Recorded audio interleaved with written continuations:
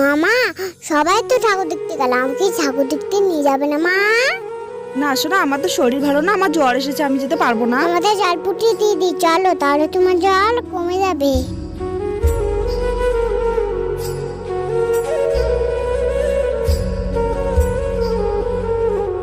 তোমার তো জল ফুটিয়ে দিলাম, আর তুমি উঠবে না। হ্যাঁ, তুমি বসে থাকো। হ্যাঁ, আমি তোমার সব কাজ করে নেবো। হ্যাঁ,